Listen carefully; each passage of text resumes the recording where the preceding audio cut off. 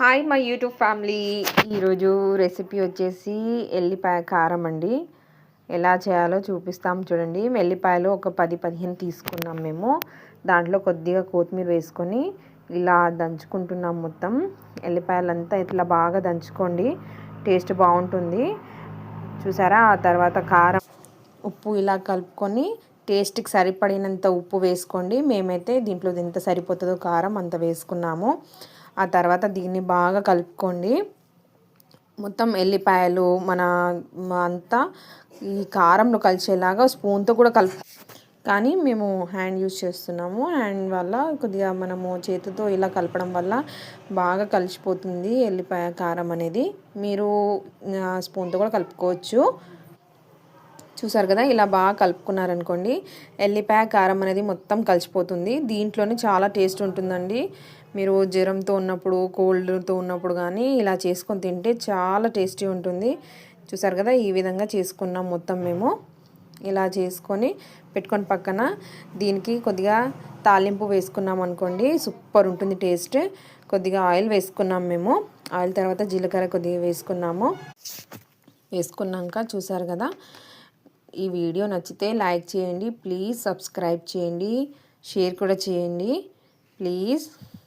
అయితే మా అత్తగారికి బాగా ఫీవర్ ఉంది 2 డేస్ నుంచి. పాపం తను ఏం తినట్లేదు. ఎల్లిపాయ కారం చేసుకొని తింటా అని అనుకుంది. నేను అన్నాను మన యూట్యూబ్ ఫ్యామిలీకి కూడా చూపిస్తే వాళ్ళు కూడా చేసుకుంటారు కదా అత్తమ్మ, మీరు చాలా బాగా చేస్తారు కదా అంటే సరే అని మేము ఈ వీడియో తీసి చూపిస్తున్నాము. ఆ తర్వాత ఈ మెంతులు, ఆవాలు వేసుకున్నాము కొద్దిగా. టేస్ట్ బాగుంటుంది మెంతులు వేయడం వల్ల, చాలా బాగుంటుంది. అందుకే వేసాము మేము. కొన్ని వేసుకోండి మీరు కూడా, బాగుంటుంది. చూసారు కదా? కొద్దిగా కలర్ బ్రౌన్ అయితే చాలు. మేమైతే ఇలా చేసుకొని రెడీ చేసుకుంటున్నామండి. మీరు కూడా చేసుకుంటారని నేను అనుకుంటున్నాను. చాలా టేస్ట్ ఉంటుంది.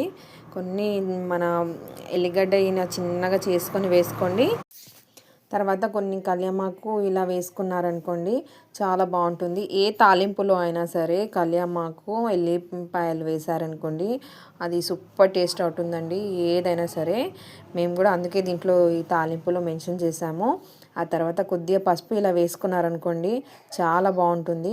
ఇంకా వేడి వేడి నూనె కారంలో అసలు వేయకూడదు, కారం అంతా కాలిపోతుంది, చేదైపోతుంది. అందుకే కొద్దిగా చల్లారాక ఇలా వేసుకొని కలుపుకోండి, బాగుంటుంది. ఇక ఎల్లిపాయ అనేది మొత్తం బాగా ఇలా కలుపుకున్నారనుకోండి ఆయిల్లో, ఇక ఓకే అయిపోతుంది, రెడీ అయిపోతుంది మీకు.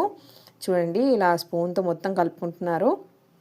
మొత్తం కారంలో నూనె ఇలా కలిసిపోయేలాగా, మన తాలింపు మొత్తం కలిసిపోయేలా ఇలా బాగా కలుపుకోండి మీరు కూడా. చాలా బాగుంటుందండి టేస్ట్. చూసారు కదా? ఇక రెడీ అయిపోయింది. Thanks for watching my videos. Thank you అండి. ఎంత బాగుందో. ఇక మా అత్తగారు తింటున్నారు వేడివేడిగా. తను తిని చెప్తారు ఎలా ఉందో. సూపర్ ఉందా? ఆ తర్వాత నేను కూడా వేసుకొని తిన్నాను, చాలా బాగుంది, super taste. Thanks for watching my videos. Thank you.